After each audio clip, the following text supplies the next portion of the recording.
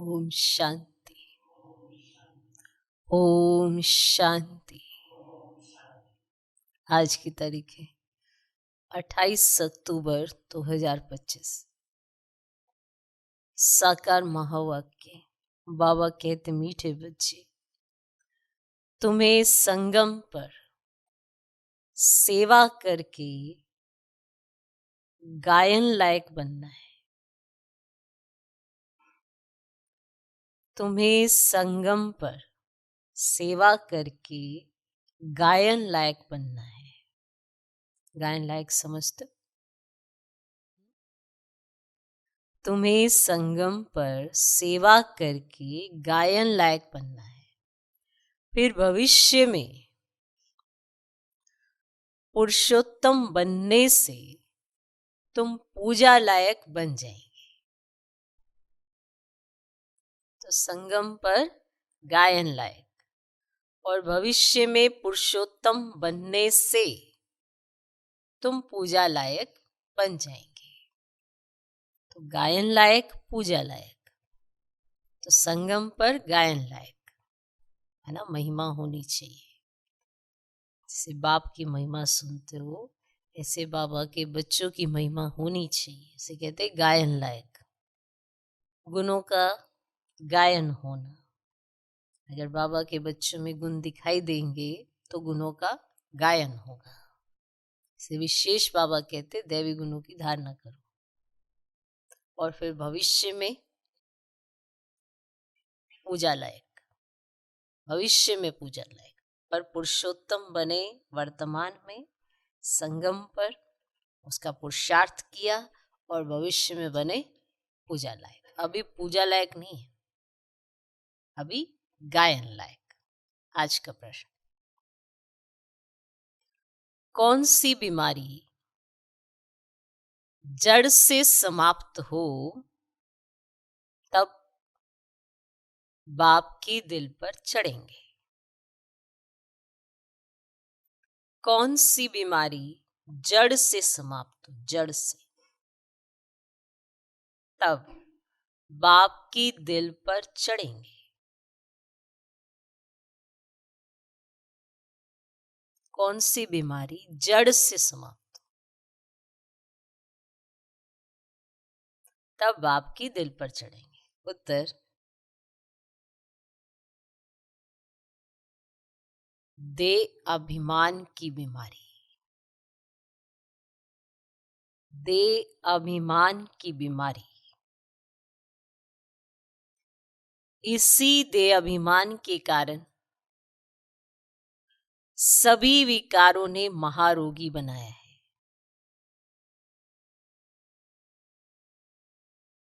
इसी दे अभिमान के कारण सभी विकारों ने महारोगी बनाया है।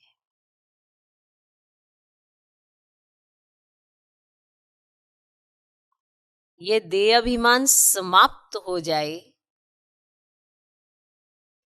तो तुम बाप की दिल पर चढ़ो। ये देह अभिमान समाप्त हो जाए तो तुम बाप की दिल पर चढ़ो। दूसरा पॉइंट, दिल पर चढ़ना है तो विशाल बुद्धि बनो। दिल पर चढ़ना है तो विशाल बुद्धि बनो।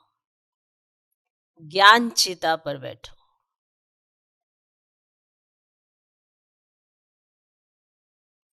दिल पर चढ़ना है तो विशाल बुद्धि बनो, ज्ञान चिता पर बैठो। रूहानी सेवा में लग जाओ। रूहानी सेवा में लग जाओ और वाणी चलाने के साथ साथ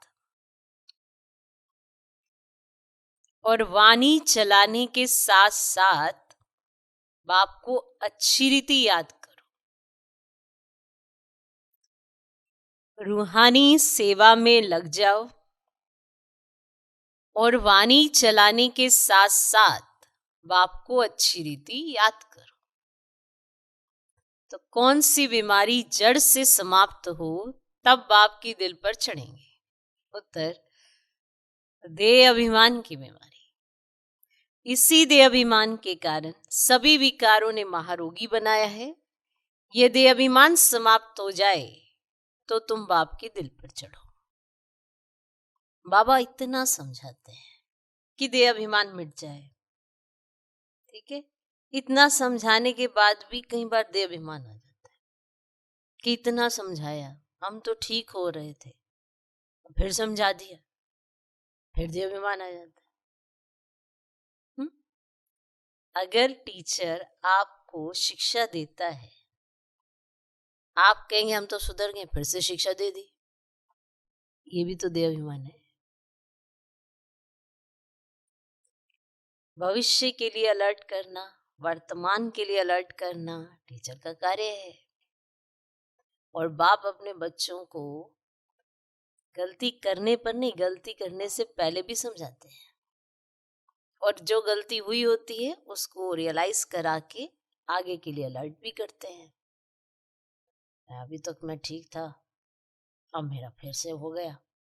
तो ये सब देह अभिमान है। दिल शिकस्ती आना क्या है? देह अभिमान है। हम हैं क्या? ये तो आप समझ लेते मैं कुछ नहीं हूं, पर आखिर भी देह अभिमान किस बात का? हम कुछ नहीं है ये भी नहीं सोचना है, हम सब कुछ हैं ये भी नहीं सोचना है। बैलेंस चाहिए, दोनों बातों में देह अभिमान है। अब इतनी सी महीन सी लाइन है कि जो वो कहें उसे सहज स्वीकार करना, बस खत्म देह अभिमान। अब वो स्वीकार ही नहीं होता, वो कहेंगे ये करना है, ये होता है, ये होता है, ये होता है, बहुत सारे कारण सुना दे, बहुत सारे एक्सक्यूज। वो आपको शक्ति देके हर कार्य कराना चाहते हैं, पर आप पहले इतने सारे एक्सक्यूजों में पल रहे हैं, तो वो कहां से शक्ति दें? आपके एक्सक्यूज आपको ही उठने नहीं देते। वो कहें ये कार्य तुम कर सकते हो बच्चे। अच्छा, लगता नहीं है हो जाएगा हमसे, पता नहीं बाबा ने क्यों कह दिया, चलो करते हैं। इतने दुखी होके करोगे, कहां से हो जाना? नहीं, बाबा ने विश्वास तो रखा है, पर पर पर अपने आप में ये सोच पाना कि जो उन्होंने कहा है उसमें मेरा फायदा है, या उन्हें समझा देना कि मेरा फायदा किन बातों में है, आप वो एडजस्टमेंट करा दो। जो वो जैसा समझाने की कोशिश कर रहे हैं वैसा समझो ना, फिर देखो कमाल। तो ये जो देह अभिमान है ना, ये दिल पर चढ़ने ही नहीं देता। क्यों नहीं चढ़ने देता? किसी ना किसी बात से हमें देह अभिमान आ जाता है। नाजुकपना भी कल सुना दिया, रूसना रोना भी कल सुना दिया, सब कुछ सुना दिया। सब देह अभिमान के लक्षण है, और हमें पता भी है ये हमारा देह अभिमान है। दिल शिकस्ती तक भी देह अभिमान है, ये भी बता दिया, फिर भी हम नहीं छोड़ते हैं। और फिर कई बार तो हम कहते हैं हमने बहुत पुरुषार्थ कर लिया, अब नहीं होता, अब नहीं हो सकता। अब फिर उसके बाद क्या क्या करने वाले हो? नहीं हो सकता तो उसके बाद क्या करने वाले हो? बस अब हम ऐसे ही रहेंगे जैसे हैं, रह के देख लो हफ्ता, अपने आप ही समझ में आ जाएगा। कोई नहीं पूछने वाला, आप अपने आप को भी नहीं पूछने वाले। तो भगवान ने जो समझाया वैसे ही समझो, उसके लिए उसे कहो कि मुझको सद्बुद्धि दे दे, कि मुझे वैसा ही समझ में आए जैसा तुम समझा रहे। इसीलिए कहते हैं हे बुद्धिदाता, बुद्धि प्रदान कर, क्योंकि अगर बुद्धि आ गई तो फिर सब कुछ आ जाए। इसीलिए कहा दिल पर चढ़ने के लिए विशाल बुद्धि चाहिए, ज्ञान चिता पर बैठो। छोटी सी संकुचित बुद्धि से हम अपने ही दायरे बना देते हैं और उसी में ही गोते खाते रहते हैं, देह अभिमान आता रहता है, और फिर हम मजबूर हो जाते हैं, अपने एक्सक्यूजेस लेके जिंदगी जीते हैं। और बाबा जैसा सोचना के लिए कहते हैं वैसे सोच ही नहीं पाते हैं, कोई ना कोई कारण पकड़ लेते हैं, मैं तो हुई ऐसी, मैं तो हुई ऐसा, मैं तो बन नहीं सकता। कहाँ? क्यों नहीं बन सकता? बन सकते हो, लेकिन जब बाप का कहना मानेंगे तब। अब कहना मानने के लिए उनकी बात को यथार्थ समझना जरूरी है, इसीलिए अपनी बुद्धि को वैसा ही बनाओ जैसा वो कहते हैं। विशाल बुद्धि बनाओ। अब विशाल बुद्धि बनने के लिए परमात्म चिंतन करो, ज्ञान मुरली का अध्ययन करो। पढ़ना सिर्फ जरूरी नहीं होता, आप चाहे एक बार पढ़ो, चाहे 2 बार, चाहे 3 बार, लेकिन विचार करना जरूरी होता है। अगर आपने एक बार भी पढ़ी और उस पर विचार चल गए तो आपको याद रहेगा सारा दिन। ज्ञान सुनाने के साथ साथ, वाणी चलाने के साथ साथ याद भी अच्छी रीति करो। आज का गीत है जाग सजनिया जाग, नवयुग आया की आया। ओम शांति। मीठे मीठे रूहानी बच्चों ने गीत सुना। रूहानी बाप ने इस साधारण पुराने तन द्वारा मुख से कहा। बाप कहते हैं मुझे पुराने तन में, पुरानी राजधानी में आना पड़ा। अभी ये रावण की राजधानी है, तन भी पराया है, क्योंकि इस शरीर में तो पहले से ही आत्मा है। मैं पराये तन में प्रवेश करता हूं। अपना तन होता तो उसका नाम पड़ता, हमारा नाम बदलता ही नहीं। मुझे फिर भी कहते हैं शिव बाबा। गीत तो बच्चे रोज सुनते हैं। नवयुग अर्थात नई दुनिया, सत्युग आया। अब किसको कहते हैं जागो?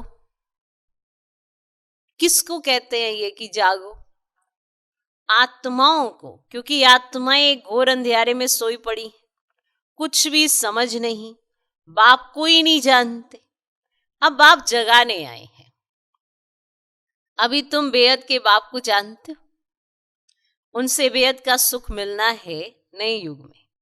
सतयुग को नया कहा जाता है, कलयुग को पुराना युग कहेंगे। विद्वान पंडित आदि कोई भी नहीं जानते।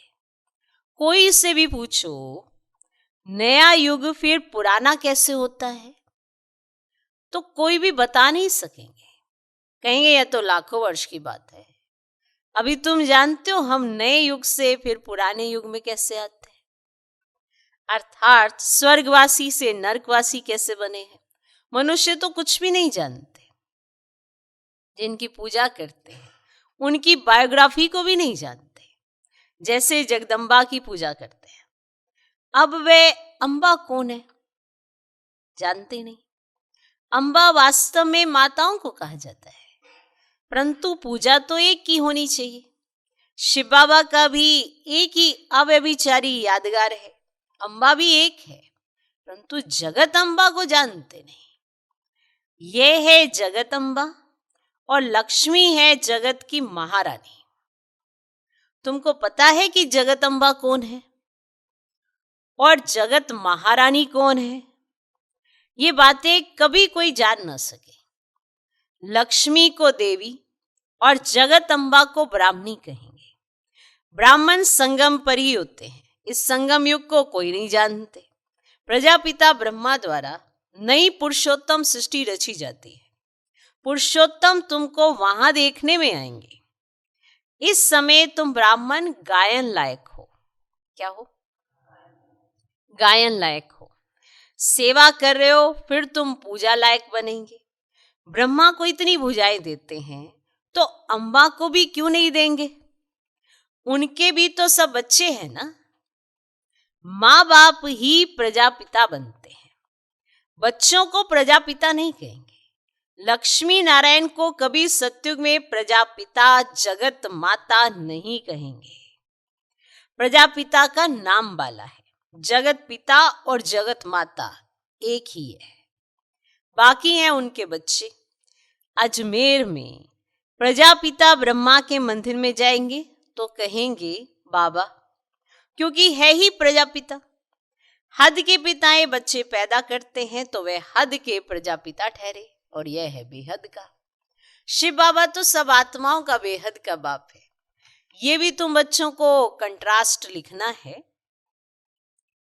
जगत अम्बा सरस्वती है एक। नाम कितने रख दिए हैं, दुर्गा, काली आदि। अम्बा और बाबा के तुम सब बच्चे हो। ये रचना है ना। प्रजापिता ब्रह्मा की बेटी है सरस्वती, उनको अम्बा कहते हैं। बाकी हैं बच्चे और बच्चियां, हैं सब एडॉप्टेड। इतने सब बच्चे कहाँ से आ सकते हैं? तो ये सब हैं मुख वंशावली। मुख से स्त्री को क्रिएट किया तो रचता हो गया। कहते हैं ये मेरी है, मैंने इनसे बच्चे पैदा किए। ये सब है एडॉप्शन।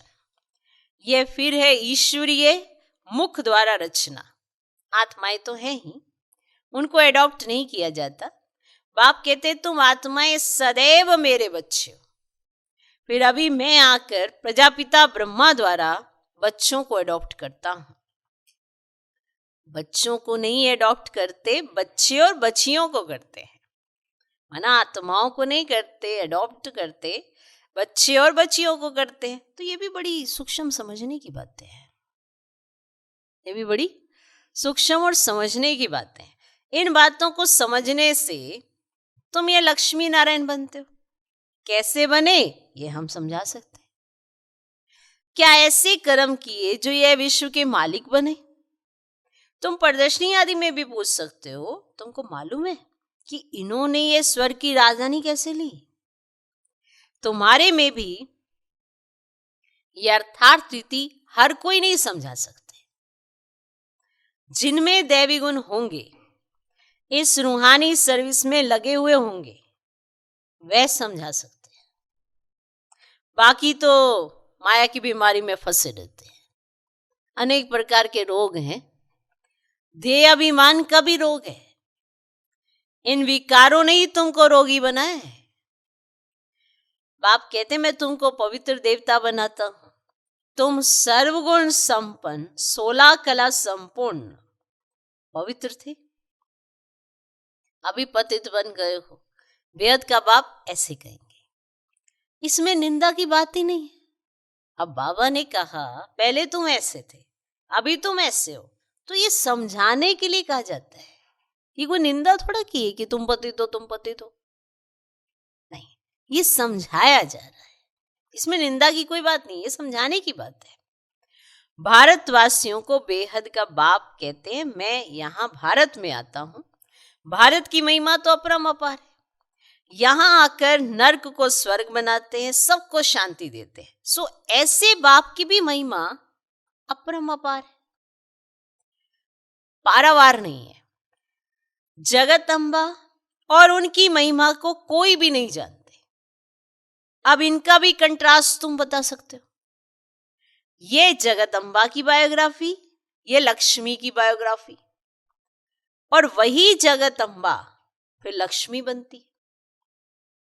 फिर लक्ष्मी 84 जन्मों के बाद जगत अम्बा होगी। चित्र भी अलग अलग रखने चाहिए। दिखाते हैं लक्ष्मी को कलश मिला, परंतु लक्ष्मी फिर संगम पर कहां से आई? वह तो सत्युग में हुई है। तो ये सब बातें बाप समझाते हैं। चित्र बनाने के ऊपर जो मुकर्रर है ना, उनको विचार सागर मंथन करना चाहिए, जो चित्र बनाते हैं। आजकल तो बहुत टेक्निक है, ऐसे ऐसे चित्र बना सकते जो बाबा कहते हैं मुरली में। उनको विचार सागर मंथन करना चाहिए, तो फिर समझाना सहज होगा। इतनी विशाल बुद्धि चाहिए, तब दिल पर चढ़े। जब बाबा को अच्छी रीति याद करेंगे, ज्ञान चिता पर बैठेंगे, तब दिल पर चढ़ेंगे। ऐसे नहीं कि जो बहुत अच्छी वाणी चलाते हैं वे दिल पर चढ़ते हैं। नहीं, बाप कहते दिल पर अंत में चढ़ेंगे, नंबरवार पुरुषार्थ अनुसार, जब देह अभिमान खत्म हो जाएगा। तो दिल पर चढ़ने का अर्थ यह कि देह अभिमान को खत्म करना है। कोई कारण न बचे देह अभिमान के आने का। जो वो कहें हम यथार्थ वैसा करते जाएं, दिल पर चढ़ते जाएंगे। है ना? हम सब नंबरवार पुरुषार्थ अनुसार, अपने अपने कर्मों अनुसार ये शो करते हैं कि हम बाप की बात कितना मानते हैं। जो वो कहते हैं उसको यथार्थ रीति कितना लेते हैं, और निसंकल्प होकर जो वो कहते हैं उसको करने में कितना ध्यान देते हैं, या फिर वही बात कहेंगे या अपने एक्सक्यूज बोलते हैं, ये कारण है, ये कारण है, ये कारण। अगर आप कारणों को याद रखेंगे तो बाप के दिल पर नहीं चढ़ेंगे, क्योंकि आपके पास इतने सारे कारण हैं। तो जो बाबा आपको शक्ति देना चाहते हैं, जो समस्याओं को हल कराना चाहते हैं, वो आपके ध्यान में नहीं आनी है। आपका चिंतन तो कारणों में ही लगा पड़ा है। और बाबा तो निवारण स्वरूप है, आपको भी बनाना चाहता है। वो तो सदा निवारण ही करता है, कारण तो उसने कभी नहीं सुनाया। कितना बड़ा कारण था कि हमारी अवस्था देखो तमो प्रधान पतित हो गए। कभी उन्होंने सिर्फ एक ज्ञान की रीति बताया होगा, क्या थे और क्या बने, अब क्या बन सकते हो। तो शक्ति तो वो दिए ही जा रहे हैं ना, कि ऐसा करो ऐसा बन जाओगे। अब अगर हम वापिस माया है बाबा, माया है, देह अभिमान है बाबा, देह अभिमान, यही गाते रहेंगे तो ये कब गाएंगे कि आपके साथ कौन है। तो सोचो, जब ये देह अभिमान खत्म हो जाएगा तब हम बाप के दिल पर चढ़ेंगे। और दिल पर चढ़ने का बड़ी सहज युक्ति है, मैं अपन खत्म करो, जो वो कहें ये अर्थार्थ रीति वैसा ही समझो, देह अभिमान लेके ना हो। ठीक है, सबको पता होता है कहाँ कहाँ मेरा देह अभिमान जागता है। तो बाप ने समझाया, ब्रह्म ज्ञानी ब्रह्म में लीन होने की मेहनत करते हैं, परंतु ऐसे कोई लीन हो ही नहीं सकता। बाकी मेहनत करते हैं, उत्तम पद पाते हैं, ऐसे ऐसे महात्मा बनते हैं जो उनको प्लेटिनियम में वजन करते हैं, क्योंकि ब्रह्म में लीन होने की मेहनत तो करते हैं ना, इसलिए उनको प्लेटिनियम में वजन किया जाता है। तो मेहनत का भी फल मिलता है। बाकी मुक्ति, जीवन मुक्ति नहीं मिल सकती। तुम बच्चे जानते हो, अब ये पुरानी दुनिया गई की गई। इतने बॉम्ब्स बनाए हैं, रखने के लिए थोड़ी बनाए हैं। तुम जानते हो पुरानी दुनिया के विनाश के ये बॉम्ब्स काम आएंगे, मालूम है? ये बॉम्ब्स विनाश करने के लिए काम में आएंगे। अनेक प्रकार के बॉम्ब्स हैं। बाप ज्ञान और योग सिखलाते हैं, फिर राज राजेश्वर डबल सिरताज देवी देवता बनेंगे। कौन सा ऊंच पद है? ब्राह्मण चोटी है ऊपर में, और चोटी सबसे ऊपर में है। अभी तुम बच्चों को पति से पावन बनाने बाप आए हैं, फिर तुम भी पतित पावनी बनते हो। यह नशा है। हम सबको पावन बनाए राज राजेश्वर बना रहे हैं। नशा हो तो बहुत खुशी मिल रही। अपनी दिल से पूछो, हम कितनों को आप समान बनाते हैं? प्रजापिता ब्रह्मा और जगत अम्बा दोनों एक जैसे हैं। ब्राह्मणों की रचना रचते हैं, शूद्र से ब्राह्मण बनने की युक्ति बाप ही बताते हैं। ये कोई शास्त्रों में नहीं है, ये है भी गीता का युग। महाभारत लड़ाई भी बरोबर हुई थी, और राजयोग एक को सिखाया होगा क्या? और मनुष्यों की बुद्धि में फिर अर्जुन और कृष्ण ही है। यहाँ तो ढेर पड़ते हैं, बैठे भी देखो कैसे साधारण हो। छोटे बच्चे अलफ बे पढ़ते हैं ना, तुम बैठे हो, तुमको भी अलफ बे पढ़ा रहे हैं। अलफ और बे, और यह है वर्षा। बाप कहते मुझे याद करो तो तुम विश्व के मालिक बनेंगे। कोई भी आसुरी काम नहीं करना है, कोई भी आसुरी काम नहीं करना है, दैवी गुण धारण करने हैं। देखना है हमारे में कोई अवगुण तो नहीं है। मैं निर्गुण, हारे में कोई गुण नहीं। तो अभी निर्गुण आश्रम भी है, परंतु अर्थ कुछ भी नहीं है। निर्गुण अर्थात मेरे में कोई गुण नहीं। अब गुणवान बनाना तो बाप का ही काम है। तो बाप के टाइटल की टोपी फिर अपने ऊपर रख दी है। बाप कितनी बातें समझाते हैं, डायरेक्शन भी देते हैं। जगत अम्बा और लक्ष्मी का कंट्रास्ट बनाओ। ब्रह्मा सरस्वती संगम के, लक्ष्मी नारायण है सत्युग के। तो ये चित्र है समझाने के लिए, ऐसे चित्र बनाओ। सरस्वती ब्रह्मा की बेटी है, पढ़ते हैं मनुष्य से देवता बनने के लिए, तो अभी तुम ब्राह्मण हो। और सत्युगी देवता भी मनुष्य ही हैं, परंतु उनको देवता कहते मनुष्य कहने से जैसे उनकी इंसल्ट हो जाती है, इसीलिए देवी देवता व भगवान भगवती कह देते हैं, क्योंकि वो सर्वगुण संपन्न है ना, इसलिए उन्हें मनुष्य नहीं कह सकते हैं। तो अगर राजा रानी को भगवान भगवती कहें तो फिर प्रजा को भी कहना पड़े, इसीलिए देवी देवता कहा जाता है। इसलिए भगवान भगवती ये टाइटल सबको नहीं दे सकते, इसीलिए क्या दे देते हैं? देवी देवता। त्रिमूर्ति का चित्र भी है, और सतयुग में इतने थोड़े मनुष्य और कलयुग में इतने बहुत सारे मनुष्य, और वह कैसे समझाए? इसके लिए ना फिर गोला भी जरूर चाहिए। और प्रदर्शनी में इतने सबको बुलाते हैं, कस्टम कलेक्टर को भी कभी कोई ने निमंत्रण नहीं दिया है, कस्टम कलेक्टर को। तो ऐसे ऐसे विचार चलाने पड़े। इसमें बड़ी विशाल बुद्धि चाहिए। क्या करना है, कब कैसे करना है, कहाँ पे क्या करना है, क्या क्या समझाना है, इस पे विचार सागर मंथन। बाप का तो रिगार्ड रखना चाहिए। हुसैन के घोड़े को कितना सजाते हैं, पटका कितना छोटा होता और घोड़ा कितना बड़ा होता है। आत्मा भी कितनी छोटी बिंदी है, उनका श्रृंगार कितना बड़ा है। यह अकाल मूरत का तख्त है ना, और सर्वव्यापी की बात भी गीता से उठाई है। तो बाप कहते मैं आत्माओं को राजयोग सिखलाता हूं, फिर सर्वव्यापी कैसे होंगे? बाप, टीचर, गुरु सर्वव्यापी कैसे होंगे? तो बाप कहते मैं तो तुम्हारा बाप हूं, फिर ज्ञान सागर हूं, और तुमको बेद की हिस्ट्री ज्योग्राफी समझने से बेद का राज्य मिल जाएगा। और दैवी गुण भी धारण करने चाहिए। माया एकदम नाक से पकड़ लेती है। चलन गंदी हो पड़ती, फिर लिखते हैं ऐसी ऐसी भूल हो गई, हमने काला मुंह कर लिया। अब यहाँ तो पवित्रता सिखाई जाती है। फिर अगर कोई गिरेंगे भी तो फिर उसमें बाप क्या कर सकते हैं?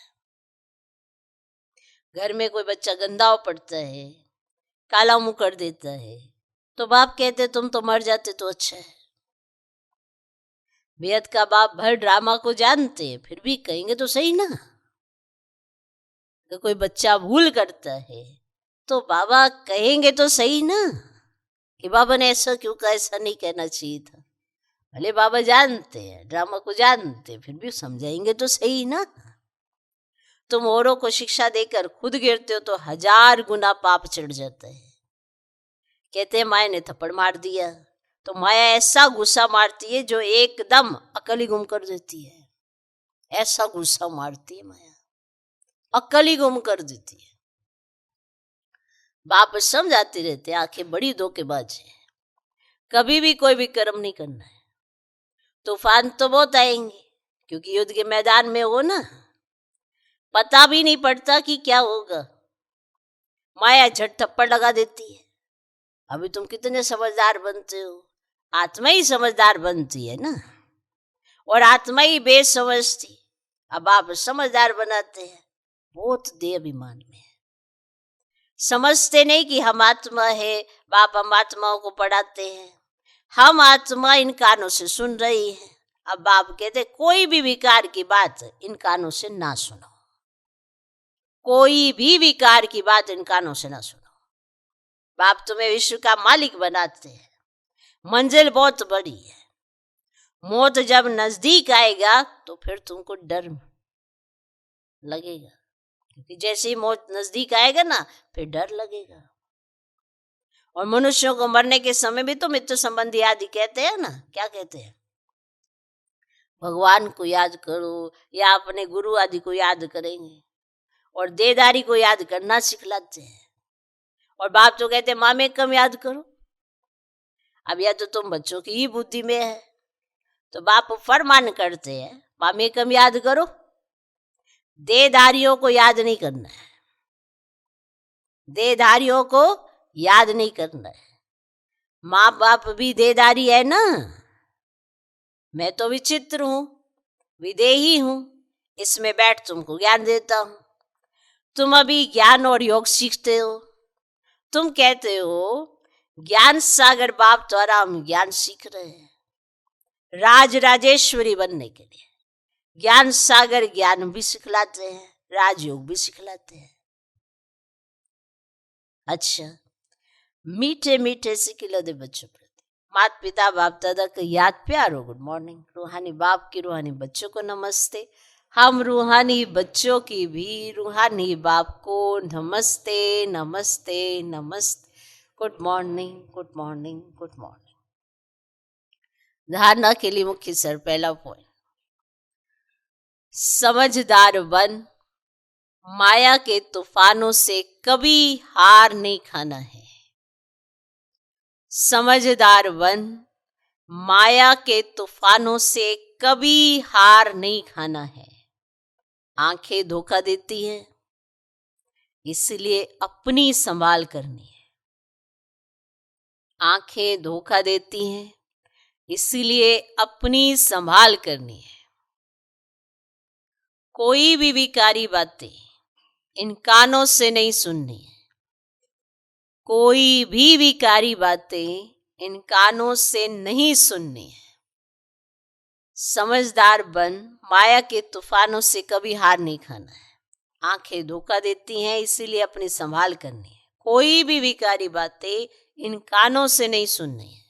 दूसरा पॉइंट, अपनी दिल से पूछना है कि हम कितनों को आप समान बनाते हैं। अपनी दिल से पूछना है कि हम कितनों को आप समान बनाते हैं। मास्टर पतित पावनी बन सबको पावन बनाने की सेवा कर रहे हैं। मास्टर पतित पावनी बन सबको पावन बनाने की सेवा कर रहे हैं। हमारे में कोई अवगुण तो नहीं है। हमारे में कोई अवगुण तो नहीं है। दैवी गुण कहां तक धारण किए हैं। दैवी गुण कहां तक धारण किए हैं। अपनी दिल से पूछना है कि हम कितनों को आप समान बनाते हैं। मास्टर पतित पावनी बन सबको पावन बनाने की सेवा कर रहे हैं। हमारे में कोई अवगुण तो नहीं है। दैवी गुण कहां तक धारण किए हैं। आज का वरदान, हर संकल्प व कर्म को श्रेष्ठ और सफल बनाने वाले ज्ञान स्वरूप समझदार भव। हर संकल्प व कर्म को श्रेष्ठ और सफल बनाने वाले ज्ञान स्वरूप समझदार भव। जो ज्ञान स्वरूप समझदार बनकर कोई भी संकल्प व कर्म करते हैं, वे सफलता मूर्त बनते हैं। जो ज्ञान स्वरूप समझदार बनकर कोई भी संकल्प व कर्म करते हैं, वे सफलता मूर्त बनते हैं। इसी का यादगार भक्ति मार्ग में कार्य प्रारंभ करते समय स्वास्तिका निकालते हैं। इसी का यादगार भक्ति मार्ग में कार्य प्रारंभ करते समय स्वास्तिका निकालते हैं व गणेश को नमन करते हैं। यह स्वास्तिका स्वस्थिति में स्थित होने और गणेश नॉलेजफुल स्थिति का सूचक है। गणेश नॉलेजफुल स्थिति का सूचक है। आप बच्चे जब स्वयं नॉलेजफुल बन हर संकल्प व कर्म करते हो तो सहज सफलता का अनुभव होता है। आप बच्चे जब स्वयं नॉलेजफुल बन हर संकल्प व कर्म करते हो तो सहज सफलता का अनुभव होता है। आज का स्लोगन, ब्राह्मण जीवन की विशेषता है खुशी, इसी खुशी का दान करते चलो। ब्राह्मण जीवन की विशेषता है खुशी, इसी खुशी का दान करते चलो।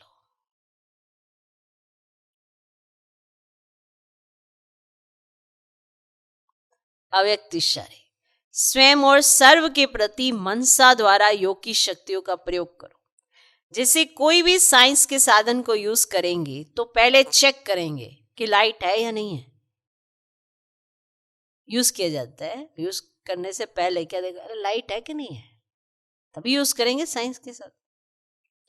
ऐसे जब योग का, शक्तियों का, गुणों का प्रयोग करते हो तो पहले ये चेक करो कि मूल आधार आत्मिक शक्ति, परमात्म शक्ति व लाइट माना हल्की स्थिति है।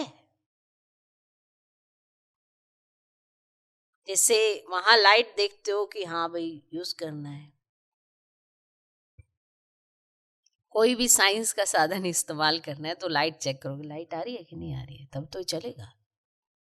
तो ऐसे जब योग का, शक्तियों का, गुणों का प्रयोग करते हो तो पहले यह चेक करो क्या कि मूल आधार आत्मिक शक्ति, परमात्म शक्ति व लाइट माना हल्की स्थिति है, माना लाइट है, हल्का है, हल्कापन है। अगर स्थिति और स्वरूप डबल लाइट है तो प्रयोग की सफलता बहुत सहज पा सकते हो। फिर तो कोई भी प्रयोग करो, सहज सफलता मिलेगी। ओम शांति।